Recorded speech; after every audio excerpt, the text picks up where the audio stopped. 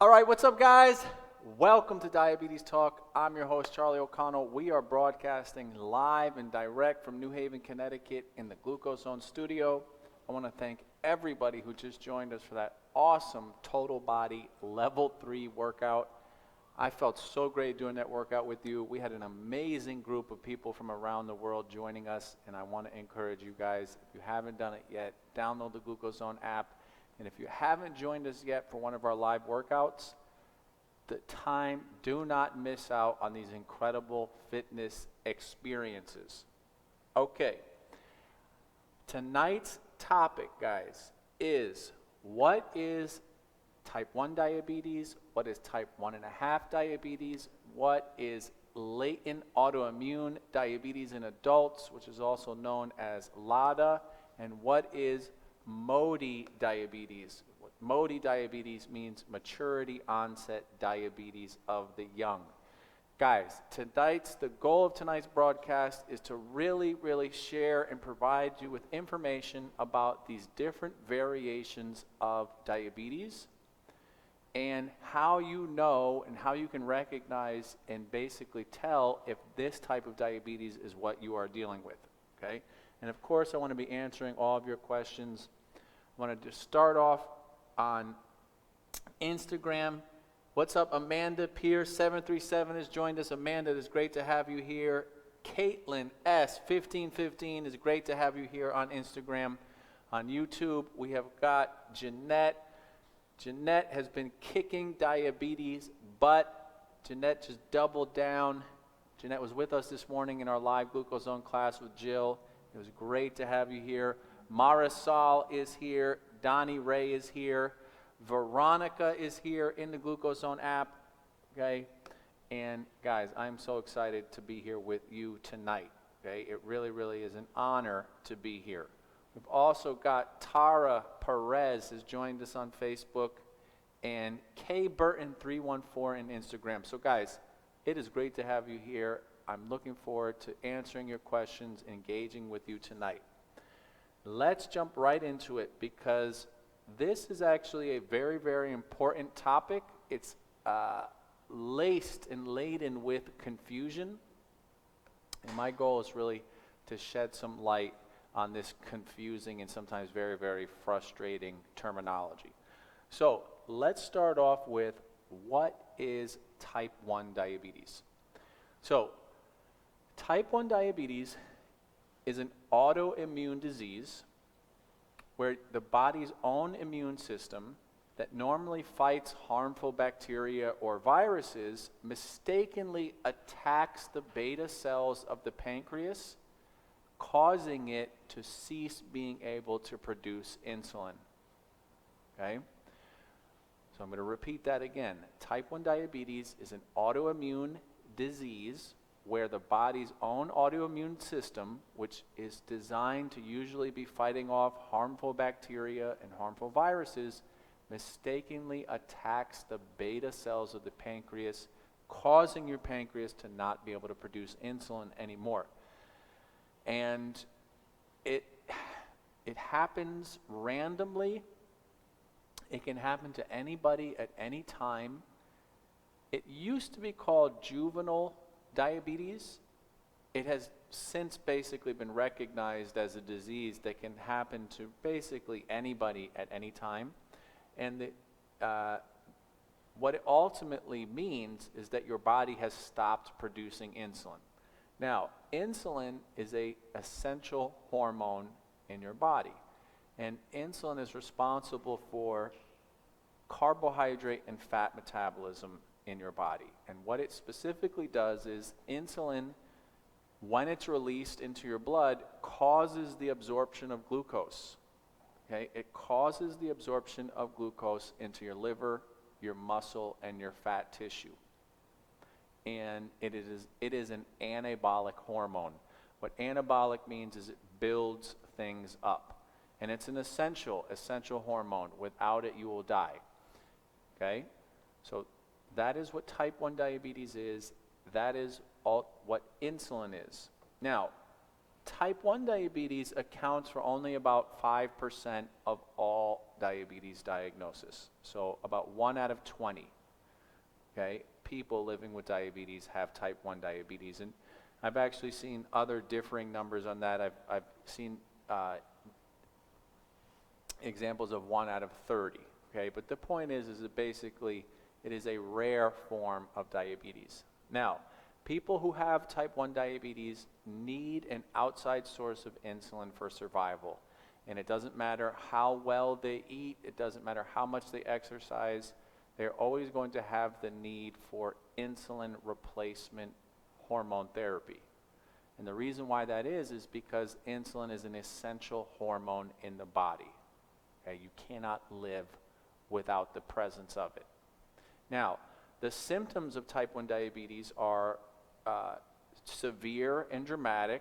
They basically are represented by excessive thirst, fatigue, hunger, sweating, unexplained weight loss, nausea or vomiting, excessive urination, blurred vision, extreme thirst, and sugar in the urine. And in my case, because I have type 1 diabetes, my diagnosis of type 1 diabetes occurred basically very quickly.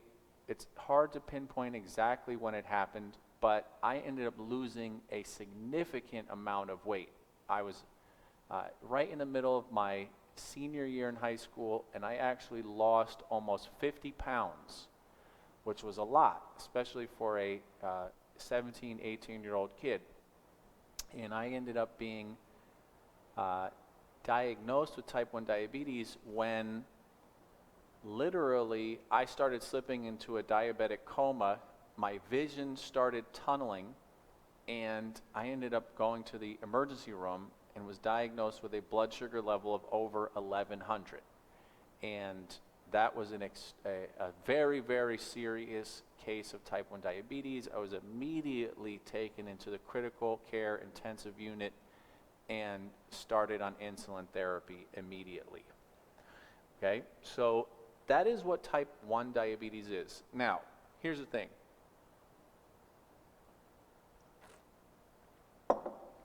What's very frustrating is that billions of dollars have been put into research about type 1 diabetes, and scientists and science in general have still not been able to actually pinpoint the virus or the actual scenario for the autoimmune attack. They know that that's what happens, but they don't know what triggers it.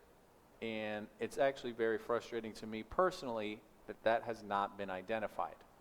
Now, the closest that I have actually heard, and I'm on several, for example, I'm on the Juvenile Diabetes Research Foundation. I'm a board member of that organization, and I'm exposed to a lot of different information about diabetes. The closest thing that I have heard in terms of an explanation for the cause and the scenario and, of type 1 diabetes is that type 1 diabetes as a virus is similar to the polio virus. The polio virus is part of a family of viruses called Coxsackie viruses, which is a very strange name, Coxsackie. It's C-O-X, okay? But it has been identified as potentially being part of that family of viruses.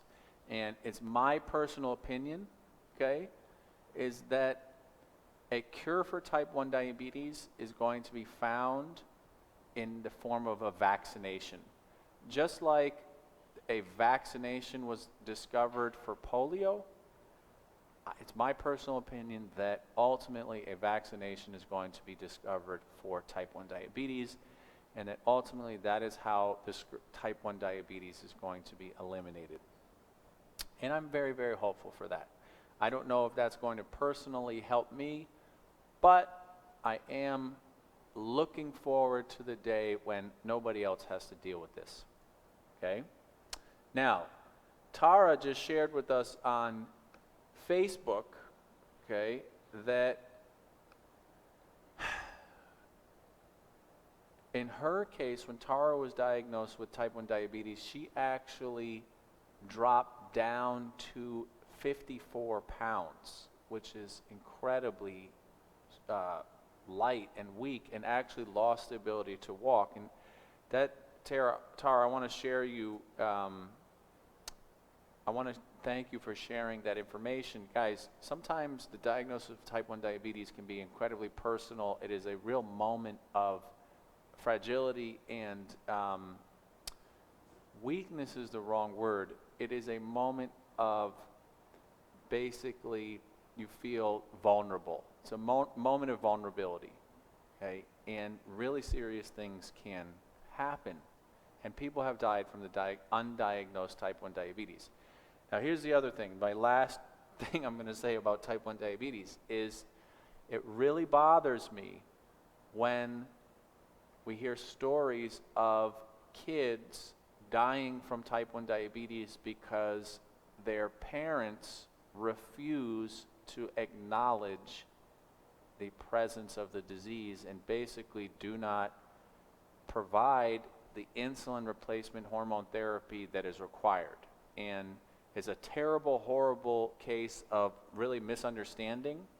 But nonetheless, as a parent, I can't imagine being in that place where I was so misinformed and I was refusing to accept scientific reality that I didn't enable my child to basically receive the hormonal replacement that they needed.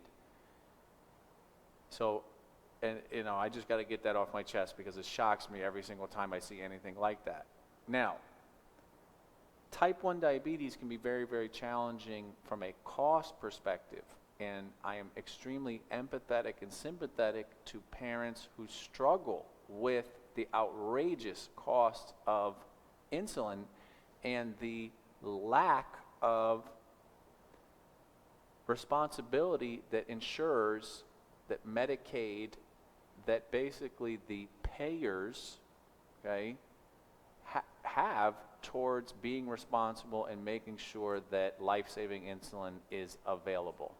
And I don't actually hold the manufacturers of insulin accountable as much as I do the payers and the insurers, because the bottom line is I have been to places like Novo Nordisk. I have actually been to their actual headquarters, their actual research centers, and their actual manufacturing sites.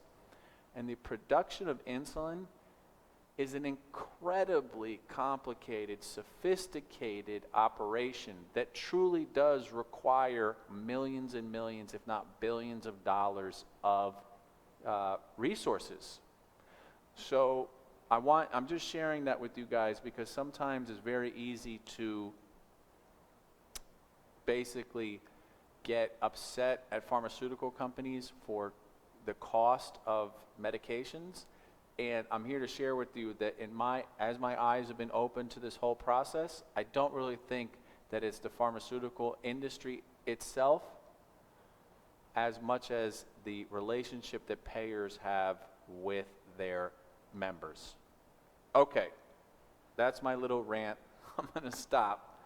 I want to do a huge shout out to Nora, to Wowie, who have joined us on Facebook. Okay, I really want these questions to keep coming in. All right. Now, here's the thing. So that's what type 1 diabetes is. Now let's move on to something called type 1.5 diabetes, or LADA diabetes. And what LADA diabetes stands for is latent autoimmune diabetes in adults. And basically what latent autoimmune diabetes in adults is it's diagnosed, this is interesting, it's diagnosed by the presence of at least one antibody that's usually also seen in type 1 diabetes, including the islet cell autoantigen 2 antibodies, okay, and glutamic acid decarboxylase. Oh man, I almost got that one. These are mouthfuls, guys. Decarboxylase, okay?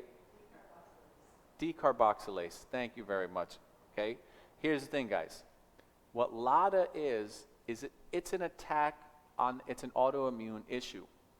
But interestingly enough, it is not as a severe and sudden attack as type 1 diabetes. So type 1.5 diabetes, or LADA, latent autoimmune diabetes in adults, basically what it means is that the same thing that's occurred in type 1 diabetes, in other words, an autoimmune attack on the pancreas, occurs, but not in as dramatic and sudden a way.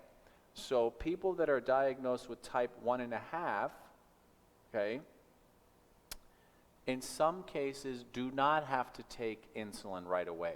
Ultimately, they sort of progress to the need and requirement for insulin, but in many cases, their diabetes can be managed either through diet and exercise at the beginning, or by taking drugs that stimulate the presence of insulin and stimulate the pancreas to produce more insulin. Okay? Ultimately, though, LADA, latent autoimmune diabetes in adults, ultimately requires the presence of insulin. And if you have a good healthcare provider, if you have a really good doctor who understands the difference between type 1 diabetes, latent autoimmune diabetes in adults, MODY diabetes, and type 2 diabetes, they will be able to prescribe you the appropriate insulin hormone replacement therapy, or they'll be able to prescribe you the appropriate oral medication that's going to stimulate the presence of insulin, stimulate your pancreas to produce more insulin.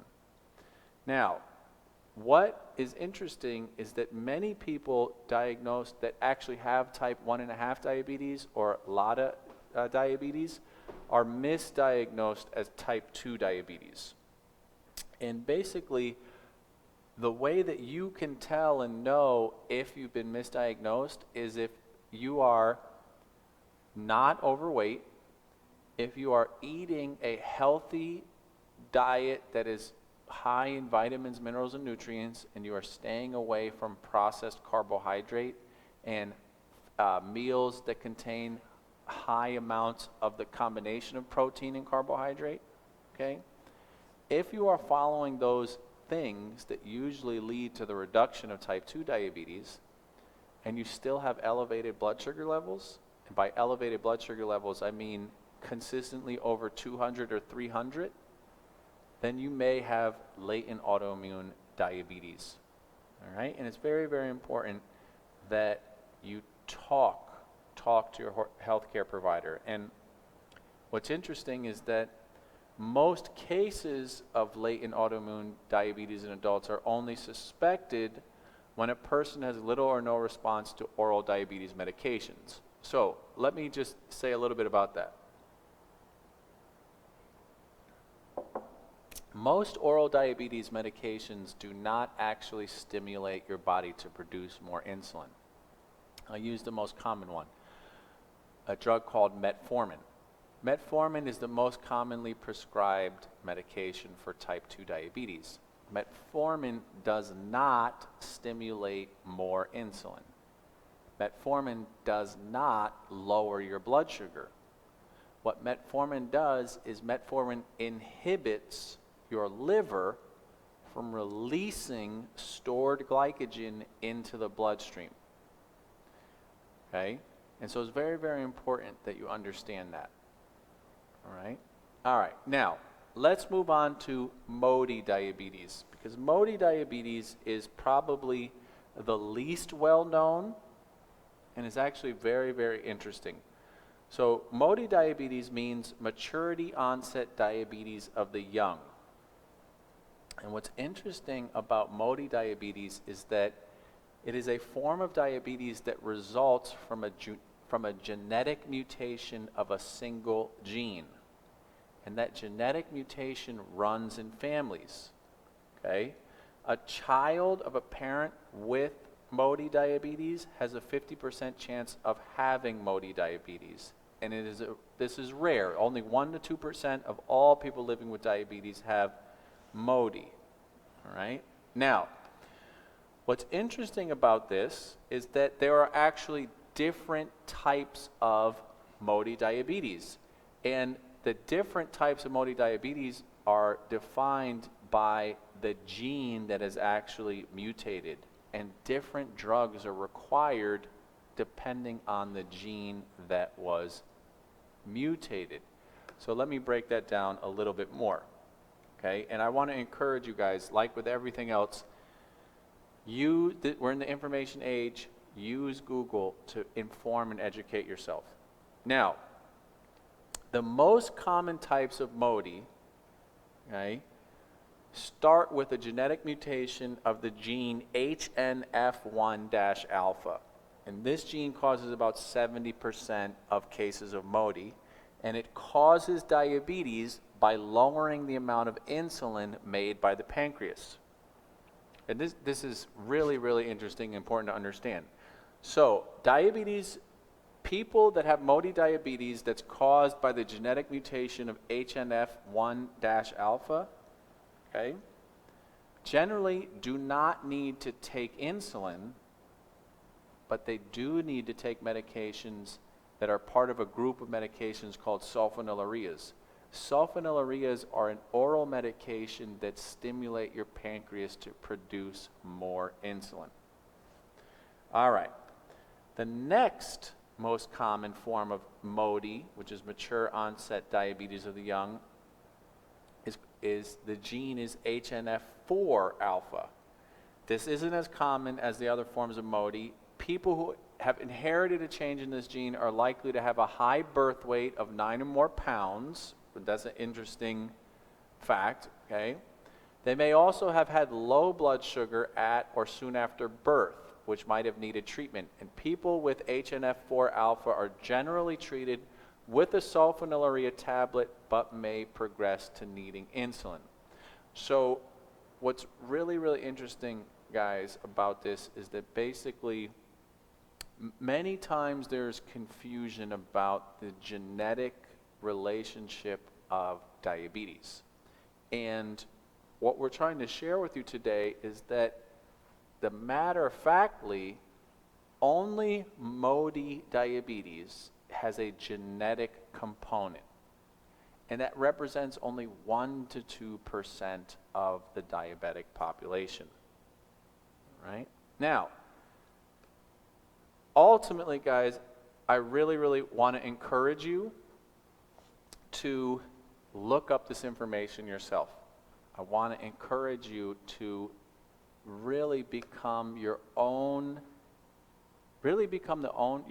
person that is willing and able to research this information.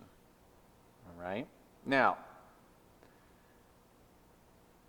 we've got several questions coming in. We only have 5 minutes left in this broadcast, and I want to address some of these questions. Okay? So first off, I want to recognize a couple of people that have joined us. I want to recognize Joan. Joan has joined us on Facebook. Salah has joined us on Facebook. Okay? Ahmed has joined us on Facebook. Hanan has joined us on Instagram, and Deleslin has joined us on YouTube. It is great to have you guys here. And Salah actually asked a great question. Salah asked, is there a type 1 overweight? Okay, so that is a really, really great question. So people do not gain weight when they have type 1 diabetes. When they have undiagnosed type 1 diabetes, they lose weight. And the reason why you lose weight when you develop type 1 diabetes is because your body loses the ability to store sugar. And sugar gets stored in your liver, muscle, or fat. When there's no sugar available as an energy source, your body starts to break down fat. It specifically starts to take triglycerides that are stored in your adipocyte cells, convert them back into energy. Okay? And ultimately, an undiagnosed case of type 1 diabetes, the symptoms are weight loss. Now, here's the thing. Many people living with type 1 diabetes are actually susceptible to being overweight, and sometimes really struggle with obesity because of what insulin hormone replacement can potentially do. And what insulin hormone replacement can potentially do is create an imbalance, and hormonal imbalance in your body that's the exact opposite. And what it does is it creates only the presence of insulin.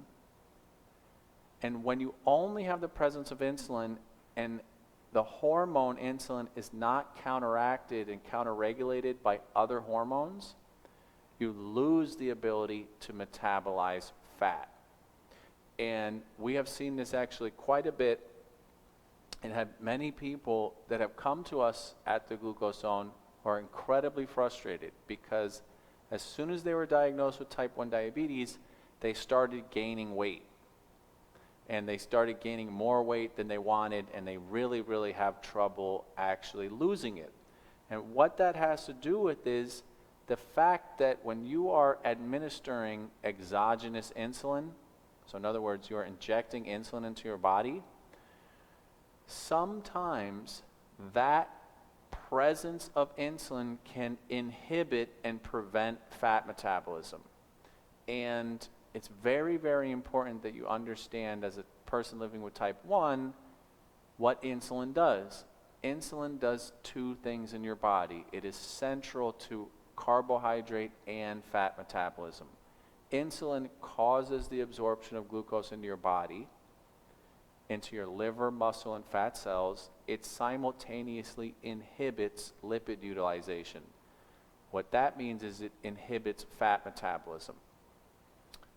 Ultimately, if you have type 1 diabetes and you are overweight or you are struggling with your weight, what you ultimately have to embrace is that you have to adopt a diet that is very low in carbohydrate.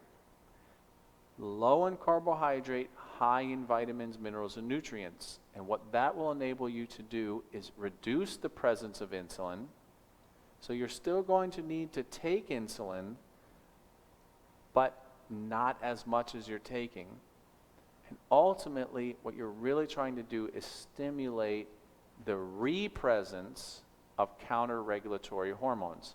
Counter-regulatory hormones like glucagon. Glucagon and insulin in a normal, healthy, functioning, non-diabetic body play a very sophisticated tango with each other. And they are always working to make sure that your body has energy. Insulin works when food-derived energy comes into the bloodstream. Glucagon works when there is no food-derived energy. And when the presence of glucagon goes up, that signals and begins the process of fat metabolism. And I really want you to understand that.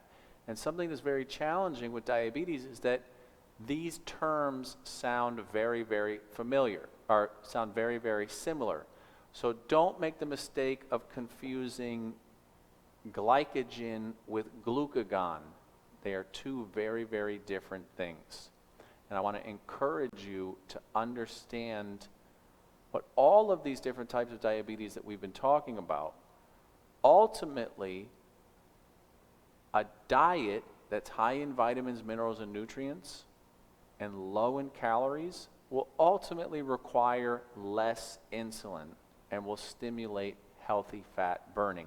And in many cases, and the evidence is really overwhelming, especially when you go on online communities, when people start embracing a diet that's high in vitamins, minerals, and nutrients and stop focusing so much on carbohydrate, they start to have success managing their diabetes. Okay?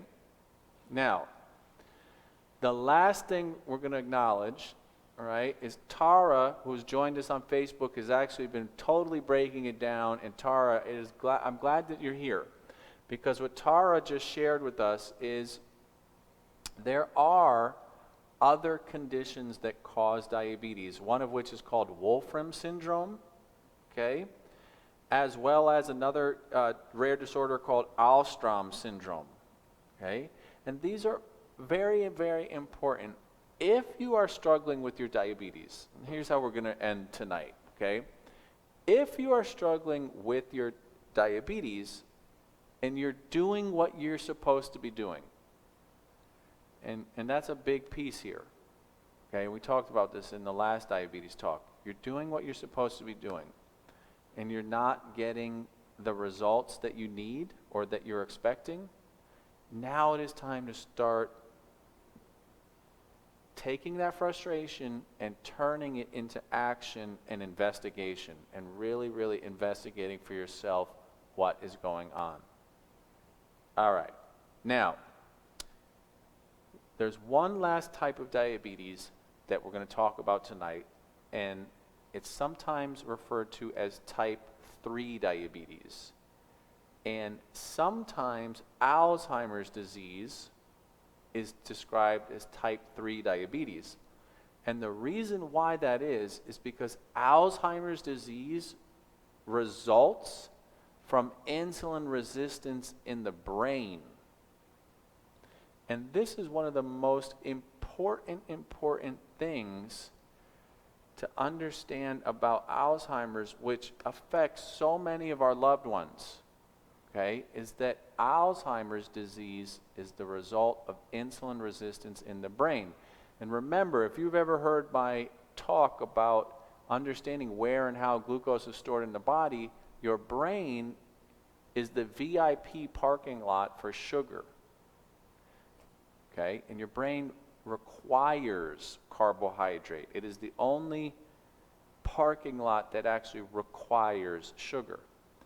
And Alzheimer's disease is a condition where your brain becomes resistant to insulin, okay?